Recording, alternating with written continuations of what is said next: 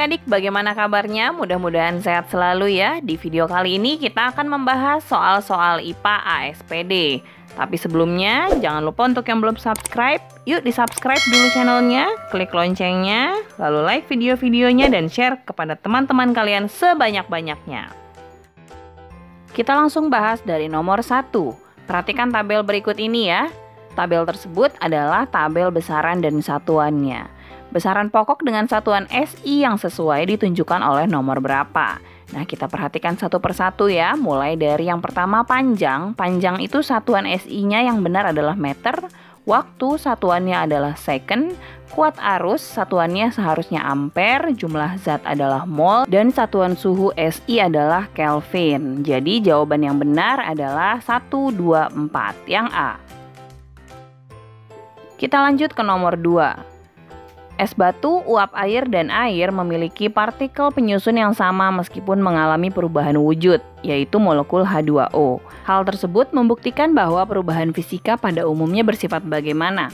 Nah, sesuai dengan pernyataan di soal, perubahan fisika adalah bentuk perubahan pada zat suatu benda yang hanya dapat dilihat dan diamati dari tampilan fisiknya saja. Jadi tidak ada perubahan komposisi kimianya. Sehingga jawaban yang paling tepat adalah A. Kita lanjut ke nomor 3. Kalor yang diperlukan untuk melebur aluminium adalah sebesar 2015 kJ. Jika kalor lebur aluminium adalah 4,03 kali 10 pangkat 5 Joule per kilogram, massa aluminium yang dilebur adalah sebanyak berapa? Kita tulis dulu yang diketahui.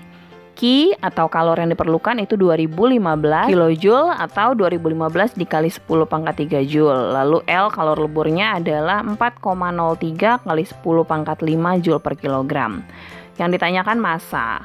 Kita gunakan rumus Q sama dengan massa dikali kalor lebur. Berarti massanya adalah Q dibagi L.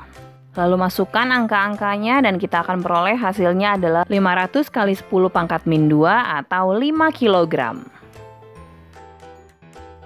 Lanjut ke nomor 4. Perhatikan tabel hasil pengamatan penggunaan kertas lakmus merah dan lakmus biru berikut ini. Berdasarkan tabel di atas, larutan yang bersifat asam dan garam secara berturut-turut ditunjukkan oleh nomor berapa. Nah, jadi kertas lakmus itu ada lakmus merah dan lakmus biru, di mana larutan basa akan merubah lakmus merah menjadi biru, sementara biru tetap biru. Nah, cairan asam merubah biru menjadi merah, lakmus merah tetap merah. Dan larutan garam tidak merubah warna kertas lakmus. Jadi kita bisa simpulkan larutan yang bersifat asam adalah larutan nomor 2, sementara 3 dan 4 garam. Jawaban yang tepat C. Kita lanjut lagi ke nomor 5. Diketahui campuran tersusun atas garam, air, dan serbuk besi. Metode pemisahan campuran yang dapat dilakukan untuk memperoleh kembali tiap-tiap zat penyusunnya adalah... Nah, kita bahas dulu ya beberapa metode pemisahan campuran yang bisa digunakan. Yang pertama, destilasi, yaitu metode pemisahan zat yang dididihkan sehingga menguap lalu didinginkan kembali. Lalu filtrasi adalah pemisahan campuran dengan cara penyaringan. Evaporasi adalah proses penguapan zat cair menjadi gas. Nah, karena serbuk besi tidak larut di dalam air, sehingga kita bisa menggunakan metode filtrasi. Lalu garam dan air kita pisahkan dengan penguapan atau evaporasi karena titik didih yang berbeda. Jadi jawaban yang tepat adalah C. Filtrasi untuk memperoleh serbuk besi, lalu evaporasi untuk memisahkan air dengan garam. Lanjut ke nomor berikutnya. Bahan kimia yang berfungsi sebagai pemanis sintetis pada minuman teh manis kemasan adalah... Ada beberapa jenis zat aditif sintetis pada makanan. Yang pertama pemanis, contohnya siklamat, aspartam. Lalu ada pewarna, contohnya tartrazin, brilliant blue. Lalu ada pengawet, contohnya natrium benzoat. Dan ada perasa atau penyedap rasa seperti MSG atau asam sitrat dan lain-lain. Nah, di soal ini yang merupakan pemanis buatan itu adalah aspartam. Sementara madu, gula pasir, dan gula merah adalah pemanis alami. Jadi jawabannya yang benar adalah B, aspartam.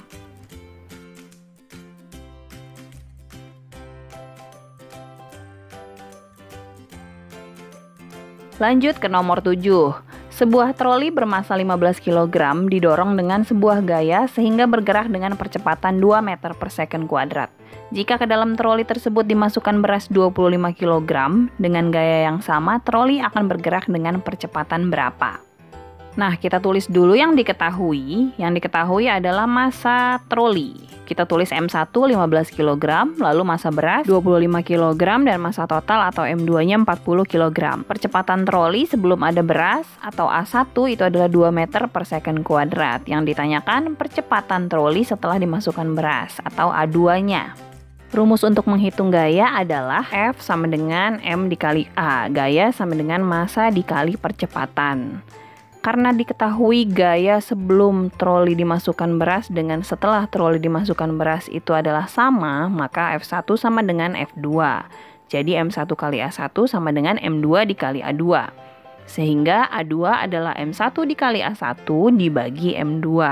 Kita masukkan angkanya, A2 sama dengan 15 kg dikali 2 meter per second kuadrat dibagi 40 kg. Sehingga hasilnya adalah 30 per 40 atau 0,75 meter per second kuadrat.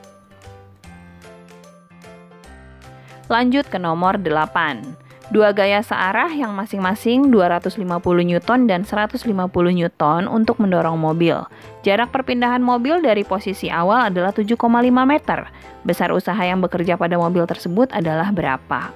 Seperti biasa, tulis dulu yang diketahui. F1 250 Newton, F2 150 Newton, dan S-nya 7,5 meter. W-nya berapa? W itu rumusnya adalah F dikali S. Jadi, F-nya kita totalkan dulu. W sama dengan F1 tambah F2 dikali S. 250 tambah 150 baru dikalikan dengan 7,5. 400 kali 7,5 jawabannya adalah 3000 Joule. Kita lanjutkan ke nomor 9. Perhatikan pernyataan-pernyataan berikut. Yang manakah yang merupakan akibat dari revolusi bumi?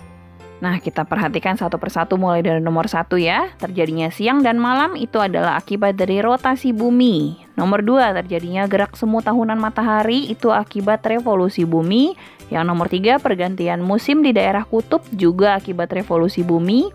Nomor 4, terjadi perubahan arah angin itu akibat dari rotasi bumi. Dan perubahan lamanya siang dan malam disebabkan oleh revolusi bumi. Jadi jawabannya akibat revolusi bumi ditunjukkan oleh nomor 2, 3, dan 5. C. Lanjut ke nomor 10. Perhatikan gambar beberapa pesawat sederhana berikut. Pesawat sederhana yang bekerja berdasarkan prinsip tuas adalah, jadi tuas itu harus memiliki titik tumpu, titik beban, dan titik kuasa.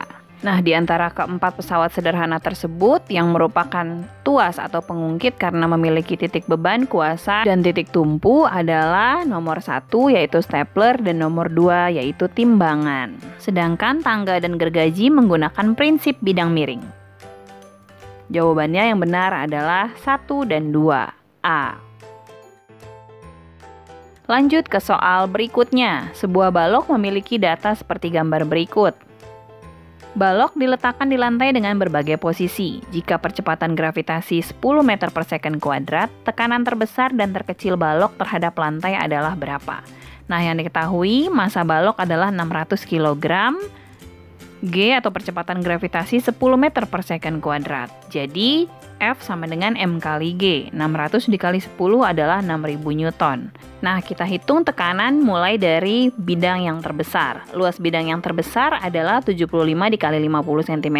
Hasilnya 0,375 meter persegi. Tekanannya rumusnya P sama dengan F dibagi A. Jadi, F-nya 6000 dibagi 0,375 hasilnya 16000 Newton per meter persegi. Sementara luas bidang yang paling kecil 50 dikali 40 hasilnya 0,2 meter persegi.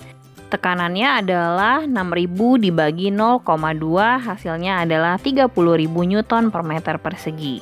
Jadi tekanan yang terbesar adalah 30.000 Newton per meter persegi, sementara tekanan yang terkecil adalah 16.000 Newton per meter persegi. Jawaban yang benar B.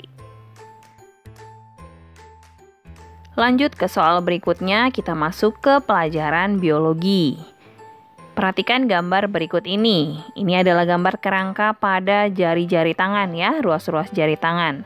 Nah, jenis dan arah gerak sendi yang dapat dilakukan oleh bagian yang ditunjuk oleh huruf X.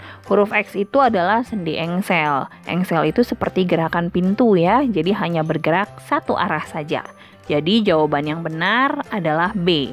Sendi engsel, arahnya hanya satu arah. Berikutnya nomor 13. Dita mempunyai kebiasaan makan yang tidak teratur. Tiba-tiba perutnya kembung, mual setelah makan, dan terasa nyeri di ulu hati. Gejala-gejala di atas menunjukkan bahwa Dita menderita penyakit apa? Nah, perut kembung, mual, dan nyeri di ulu hati itu tanda-tanda bahwa asam lambung meningkat. Berarti penyakitnya adalah MAH. Diare itu adalah BAB terlalu sering, sembelit susah buang air besar, dan apendisitis itu adalah radang pada usus buntu. Perhatikan gambar organ-organ pernapasan berikut ini. Penyakit pneumonia dan bronkitis secara berurutan menyerang organ yang ditunjuk dengan nomor berapa. Kita lihat ya, nomor 1 itu adalah trakea atau tenggorokan, nomor 2 alveolus, nomor 3 bronkus, dan nomor 4 adalah selaput pembungkus paru atau pleura. Pneumonia itu adalah infeksi yang menyebabkan alveolus tergenang cairan, dan bronkitis adalah infeksi yang menyebabkan peradangan bronkus. Jadi jawaban yang benar adalah C. Nomor 15, perhatikan pernyataan-pernyataan berikut. Pembuluh darah yang memiliki sifat di atas adalah pembuluh darah apa? Nah, kita harus lihat dulu ya perbedaan antara sifat pembuluh arteri, vena, dan kapiler. Dari tabel berikut, kita bisa simpulkan bahwa pembuluh yang dimaksud adalah kapiler karena denyutnya tidak terasa karena merupakan peralihan antara denyut yang kuat dan denyut yang rendah. Kemudian menghubungkan arteriol dan venula, tersebar di seluruh tubuh karena merupakan tempat terjadinya pertukaran zat serta tersusun atas lapis sel yang tipis dan sempit. Jadi jawabannya adalah kapiler.